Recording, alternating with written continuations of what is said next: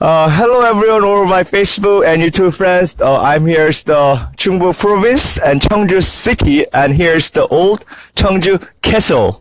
네, 안녕하세요 유튜브 페이스북 친구 여러분.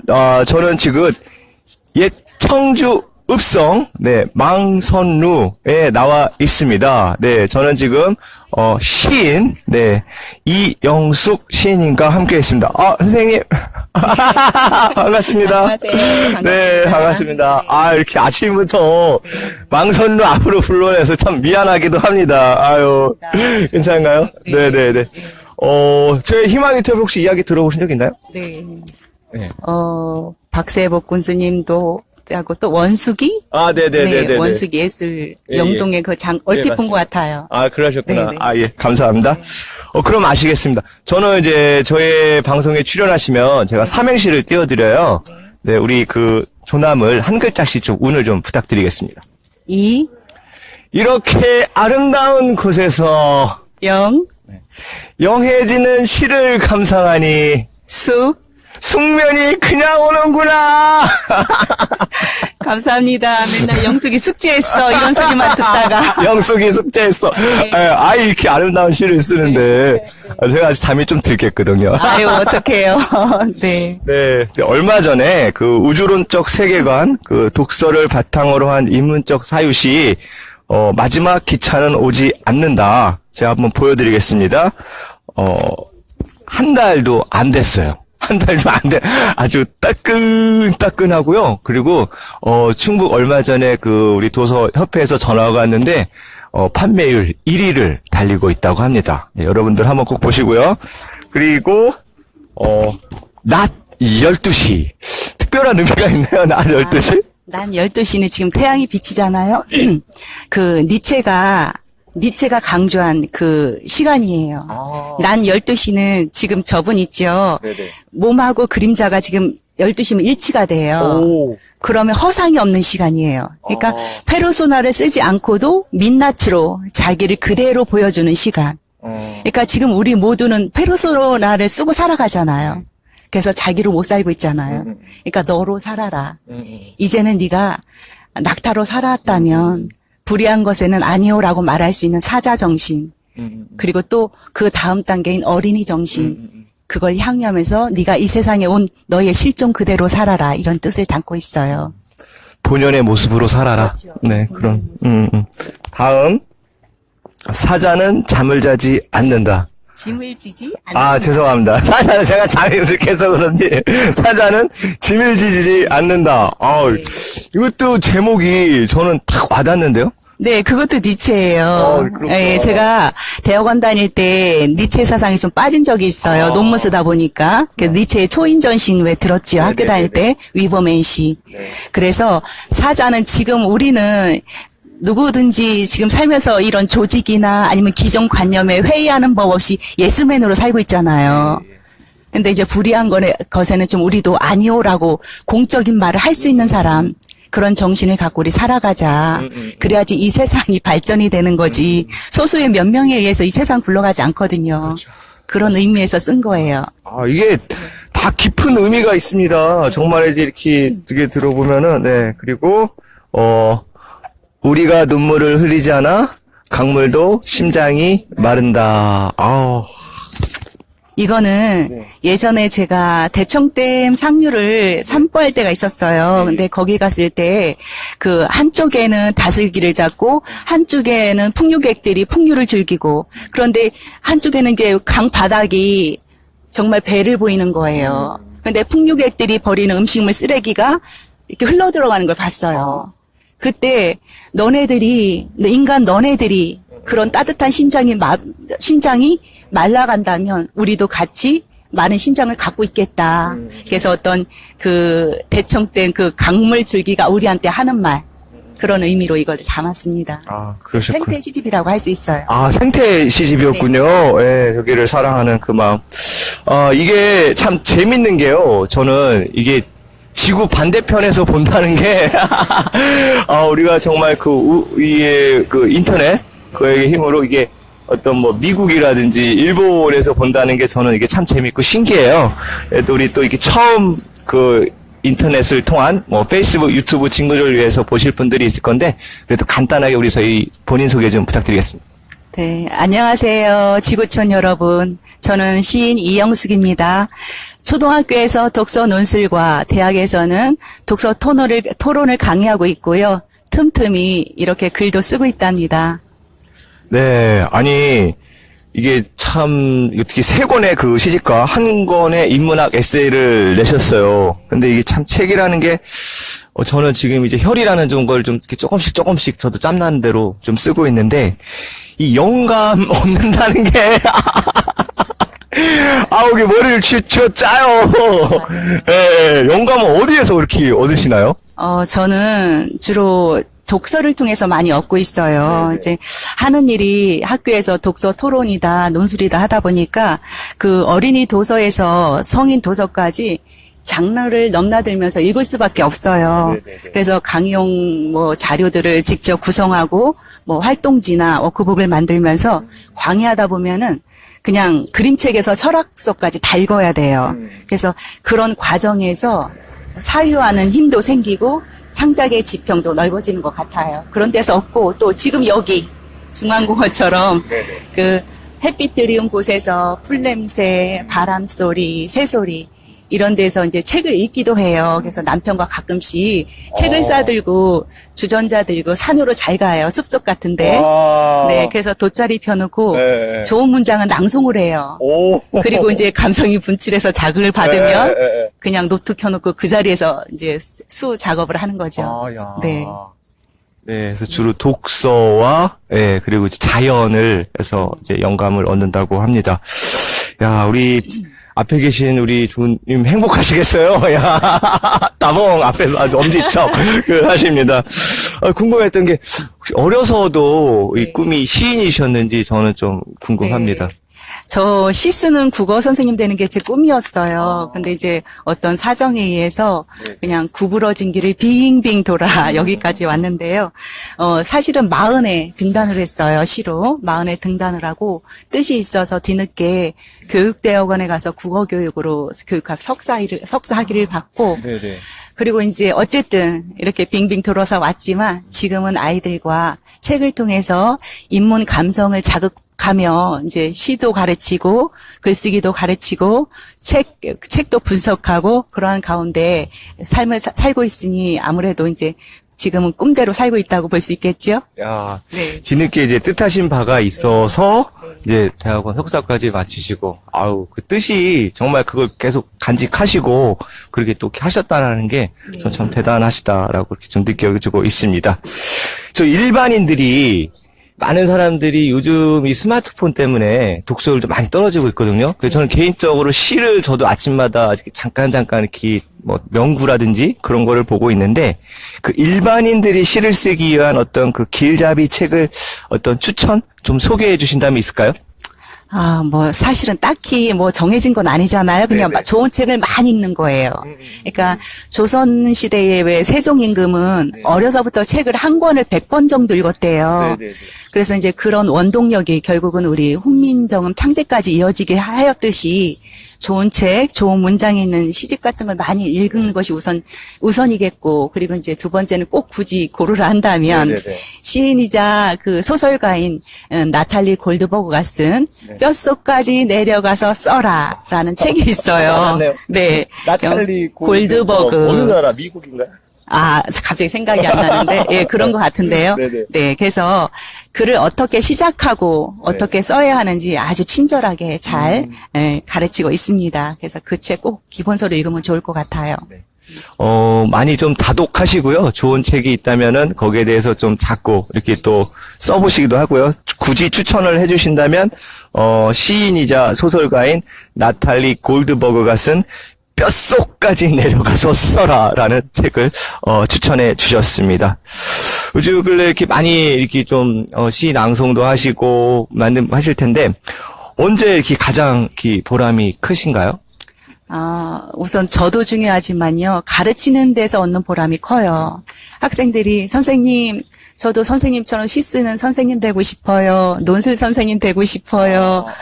국어 선생님 되고 싶어요. 하는데 집에 가서 엄마한테 장래희망 바뀌었어요. 저 시인 될 거에 하면, 야, 그거 하지 마. 그거 배고픈 직업이야. 그래서 말린대요.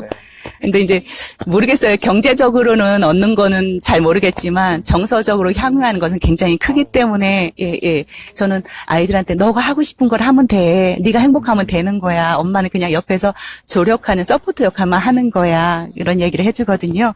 그래서 이제 그렇게 말할 때인데 사실 저는 학교에서 수업하기 전에 항상 한 편씩 낭송하게 해요. 오, 네, 좋다. 그렇게 시작해요. 인사보다도. 감성적으로? 네, 자극을 하는 거죠. 늘들. 그래서 온몸을 느끼게 하는데 시를 통해서 아이들의 생각이 풍성해지는 것 같아요. 네네. 그래서 저희 교실 들어오면 아이들이 선생님 왜 논술 교실만 들어오면 이렇게 행복한지 몰라요. 그래서 표정들이 바뀌어요. 그래서 우리 교과서에 나오는 시도 선생님이 좀 수업해 주시면 안 돼요? 이럴 정도로. 예, 저는 왜냐하면 그걸 느끼게 하거든요, 몸으로. 네, 공부가 아니하시는 몸으로 읽는 거야. 그래서 느끼게 하거든요. 그래서 이제 그게 결국은 인성교육까지 연결이 돼요. 그래서 이제 최근에 우리 아이들이 읽는 동시가 있어요. 이제 한 달씩 읽어요, 그 동시를. 임효신의 동시가 있어요. 네. 이제 이렇게 해요. 나무 아래 지나가다 거미줄에 걸렸다. 얼굴과 머리에 붙은 거미줄 짜증내며 떼어냈다. 나는 오늘 남의 집 한 채를 부쉈다. 네, 이런 시를 읽으면서 아이들이 하찮게 보는 거미한테 하루 종일 지은 집이 집 한 채였다는 것을 네, 그래서 이제 무심코 지나버린 거미줄도 이제는 치우면 안 되겠다. 이런 성찰을 통해서 남의 입장이 되어보는 그런 따뜻한 인성도 길러보는 거죠. 그런 게 정말 산 교과인 것 같아요. 그래서 시도 이렇게 큰 역할을 하고 있구나. 그래서 늘 수업 시작 전에는 이렇게 동시를 읽곤 하는데요. 진지하게 낭송하는 그 표정들이 얼마나 예쁜지 몰라요. 그 시처럼 가슴을 촉촉하게 하는 일이 정말 없는 것 같아요. 담을 넘어가요. 그러면 이제 지나가다가 교장 선생님이나 교감 선생님 슬쩍 쳐다봐요. 왜냐하면 초등학생 글 읽는 소리가 담을 넘어간다는 것은 그 학교가 살아있다는 거거든요. 네. 그래서 이제, 그리고 또 이제 그 보람이 언제 느껴지느냐면 가끔씩 제자들이 졸업해서 나간 제자들이 찾아와요. 찾아오는데 이제 어쩐 일이야? 그러면 선생님 오늘 시험 끝나는 날이에요. 이런 때 오고 또 스승의 날도 찾아오는데 그냥 와놔요. 왜냐하면 저가 이제 바쁘다는 거 알고 대화를 못할 것 같으니까 장문의 편지를 대여섯 장씩 써가지고 와요. 야. 네, 그걸 저를 건네주고 싶어서. 감동일까? 네, 제가 4시간 수업을 하루에 하는데 네. 교실 복도에서 기다리고 있어요. 그리고 또 이제 도서실 같은 데서 책 읽다가 기다리고 있고 네. 아니면은 슬그머니 뒤로 와가지고 수업 시간에 들어요. 네, 그리고 이제 최근에 이제 그 일반계 고등학교에 다니는 이제 그 규현이란 제자가 있어요. 네. 이제 초등학교에서 한 4년간 논술하고 나갔는데 그 친구가 해마다 카톡으로 여름방학, 겨울방학 꼭 찾아오는 거예요. 그래서 와가지고 선생님, 최근에 읽어야 할 책이 뭐예요? 최근에 이슈되는 논술 문제가 뭐예요? 하고 꼭 물어봐요. 그럼 이제 그 친구는 제가 데리고 가서 밥을 사주죠. 사주면서 이 얘기 저 얘기 해주는데 그런 친구가 있어요. 그런 게 제 삶의 보람이고 그냥 진짜 뭐라 그러죠? 핸드폰을 몸에 장착하고 사는 시대를 우리가 포노 사피언스라고 하더라고요. 네. 그래서 그런 포노 사피언스 시대에 정말 손편지를 쓰고 스승을 찾아오는 제자가 있는 한 저는 이 일에서 보람을 느낄 수밖에 없습니다. 네. 정말 말씀 들어보니까 가슴 따뜻해지는 일을 하고 있구나라고 좀 느껴져요. 예, 누군가를 가르치고 우리가 지금 참 스마트폰 때문에 이 서울 강남은 정말 그 정신병원이 호황이랍니다. 예, 근데 우리가 이 시로서 이 감성을 터치해주고 이 메말라가는 정서를 다시 이렇게 한다는 게 저는 참 좋은 것 같아요. 네, 그렇지요. 시는 제가 생각할 때 최고의 인성 자르고 예, 건조한 감성을 터뜨리는 물방울 같은 존재. 네. 궁금한 게 앞으로의 어떤 그 향후 계획이나 목표가 좀 궁금해요. 네. 지난해 그 니체 철학을 바탕으로 한 난 12시에 인문학 에세이를 냈어요. 그런데 그게 이렇게 큰 그 사랑을 받을지 몰랐어요. 네, 그래서 네. 서울 쪽에 그 삼강중학교에서는 구호선생님이 네, 네. 직접 전화를 하셨어요. 이쪽입니다. 네. 네. 선생님 좋은 녀석 놔주셔서 감사합니다. 우리 학교에 60권을 들여놔서 학생들이 이걸로 틈틈이 아침 자습 시간에 보고 있대요. 그래서 이거의 후속타를 좀 내주세요 하고서는 전화가 왔고요. 통영여고에서는 그 교감 선생님이 읽어보고 너무 좋아서 네. 직접 몇십 권을 사가지고 도서관에 넣었고, 그리고 또 이것이 이제 충북대학교에 알려져가지고 예, 예. 학생들이 독서 인증제 과제로 이걸 냈더라고요. 그래서 이제 이 2년이 돼서 충북대학교 올해 3월부터 제가 독서 토론 1학년 교양 과목에 강의를 하고 있어요. 그러시군요. 네네. 야. 그래서 이런 책을 또 한 권 내보고 싶은 게 꿈이고요. 그리고 지금까지 논술 자료는 제가 다 만들어서 쓰는데 그게 어마어마해요. 그래서 그 책을 빨리 책으로 읽는 일도 필요하고, 이걸 계기로 학교에서 교사 모임, 독서 모임에서 그 전화가 와요. 네네. 저기 좀 코칭 좀 해달라. 그리고 이제 직장인 독서 토론에서도 이거를 요구하고 있어서 자료가 없어서 제가 못 나갔거든요. 네네. 근데 이번에 이제 학생들을 가르치는 그 워크북 1학기, 2학기 총 네네. 묶어가지고 삶을 풍요롭게 하는 독서 토론이라는 책을 내년에 낼 계획이에요. 아, 그러시군요. 네. 저 정말 이거 다음 후속타 너무 기대돼요. 감사합니다. 예, 예, 예. 혹시, 지금 많은 저기가 있는데, 이 중에서 이 아침에 딱 이 한 시만 좀 추천해준다면 한 구절 이렇게 좀 이렇게 읊어줄 수 있을까요? 이게 아무래도 네. 이 망선루 앞인데, 예, 예, 예. 망선루 앞인데, 좋은 게 있다면 하나 좀, 하나 좀 부탁드리겠습니다. 그게 이제 결국 아까도 난 12시 혹은 사자는 짐을 지지 않는다의 주제가 네. 나거든요. 근데 이제 나를 찾았는가라는 시를 한번 소개해드리고 싶어요. 예. 여보게 어디를 가시는가? 그림자가 내게 묻는다. 나를 찾아가는 길이라네. 등 뒤에서 그대를 쫓느라 숨이 찼다네. 난 12시의 태양이 그대의 정수리에 머물거든. 그토록 그대가 찾아 헤매던 손님이 찾아올 걸세. 그대가 찾는 사람이라네. 네. 야, 여보게, 어디들 가시는가? 네. 야, 정말이지, 우리가 삶의 방향, 어떤 목적, 좀 짧으나마, 그거를 좀 느꼈습니다. 네. 또, 그러면 이제 어느덧 이제 마지막인데요. 이거 좀 덕담, 요즘 많이들 좀 힘들어 하시는 분들이 있는데, 가슴 따뜻할 수 있는 좀 희망 메시지 좀 전해주시죠. 네, 거기 난 12시에도 있는데요. 여러분, 행복은 선택이에요. 그 열쇠는 내 안에 있는 거죠. 내가 불행을 선택할 것인지, 행복을 선택할 것인지, 긍정으로 살 것인지, 부정으로 살 것인지, 그게 내 안에 다 있어서 사실은 본인 문제예요. 행복, 불행은. 네, 토슬토이는 살아갈 날들을 위한 공부에서 이렇게 말을 해요. 만족시켜야 할 것이 많을수록 우리는 큰 속박을 당하게 되고, 얻고자 하는 것이 많을수록 우리는 자유로울 수 없다. 사실은 욕망한 만큼 불행할 수밖에 없어요. 부처님 말씀 같아요. 불교관 세계를 좀 느끼는데요. 네, 저 이런 건물 10층 건물은 10층 건물 높이만큼의 그림자를 들이우거든요.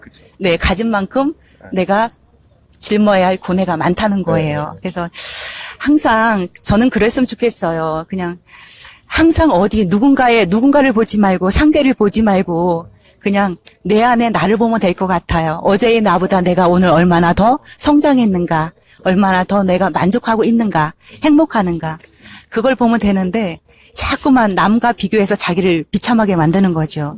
그래서 정말 그 니체가 말한 것처럼 이 세상에 없어도 될 것들은 하나도 없어요. 심지어 강아지 똥마저도 민들레꽃의 어떤 걸음이 되었듯이 그냥 저마다 존재하는 이유를 다 타고났어요. 그래서 인생의 그 행복의 기준점은 나 자신이어야 한다고 생각해요. 어제의 나보다 아까 말씀드린 것처럼 비교하면서 내가 오늘 참 잘 살았구나 하면서 내 안에 나를 위로하고 토닥여주고 그렇게 산다면은 그냥 행복할 것 같아요. 그리고 또 이제 이런 어떤 물질이 주는 행복도 물론 있겠죠. 그죠? 있지만 그냥 좋은 문장이나 이런 자연에서 느끼는 것도 아주 큽니다. 저 앞에 그 은행나무 큰 게 있어요. 저 고등학교 다닐 때 여기서 많이 놀았거든요. 아, 여기가 선생님 그 구역이었구나. 네. 여기서 시심을 많이 키운 것 같은데요. 네네네. 최승호 시인처럼. 추억이 네. 꿈틀꿈틀 맞아요. 올라가겠습니다. 네, 최승호 시인처럼 저런 노란 은행나무 앞에서 정말 모자 벗고 몸으로 느낌표가 되어보는 일. 네. 그것도 시처럼 살아가면서 행복하게 사는 길이죠. 네. 그리고 이제 이 기자님처럼 이렇게 좋은 사람들 찾아다니면서 인터뷰 하시는 것도 네. 시를 담는 일이고 네. 카메라 앵글조차도 물건이지만 좋은 작품을 담고 있으니 저것도 시로서 역할을 하는 일이고 정말 가을은요 모든 것이 사방팔방 시예요. 시집 가는 길에 네네. 그 서점에 들러 시집 한 권 골라보는 일. 저기 무슨 행사하거든요. 네네. 네, 책을 들춰보는 일. 뭐 책방 무슨 행사를 해요. 네네. 그래서 시집을 훑어보는 것도 그리고 카페에 앉아서 구입한 책을 읽어보는 것도 그것도 시는 꼭 글로만 쓰는 게 아니에요. 그것도 행복한 일을 짓는 일 같아요. 그래서 자본주의 경제 구조는 사실 자꾸만 우리를 비참하게 하잖아요. 욕망하는 존재로 만들고, 그렇지? 그럴 때마다 그냥 책을 통해서 나 자신의 실존, 그런 순수한 민낯을 만나보면 사는 것도 좋을 것 같아요. 왜냐하면 페르소나를 벗었을 때 평온이 찾아오거든요. 내 안에 나를 만나 오늘도 잘 살았느라고 토닥할 때 그때 비로소 발끝까지 행복한 그런 삶을 사실 수 있다고 생각합니다. 행복은 내 안에 있다. 내가 선택. 어떤 상대와 비교하지 말고 내 자신과 비교해서 더 나아진 하루라면 그때 행복이고 우리 가을 지금 모든 것 하나하나가 다 소재고 행복이고 사랑이라고 합니다. 그렇게 또 말씀해 주시니까 바라보니까 또 다 이렇게 또 틀려지네요. 사물을 보는 게. 그렇죠. 네, 오늘 아침 정말이지 충북을 대표하고 충북을 빛내고 있는 우리 얼마 전에 정말 이 따끈따끈한 제 사자는 그렇죠? 마지막. 네. 죄송합니다. 네. 마지막 기차는 오지 않았다. 정말이지 이 짙어가는 가을 우리가 시 한 편으로 더욱 풍성하고 행복한 나날을 맞이하면 좋겠습니다. 네, 이것으로 이성기가 간다의 희망 인터뷰 227회를 마치도록 하겠습니다. 네. 네, 고맙습니다. 여러분들 인생의 모두 주인공들 되십시오. 네, 감사합니다. 네, 맞습니다.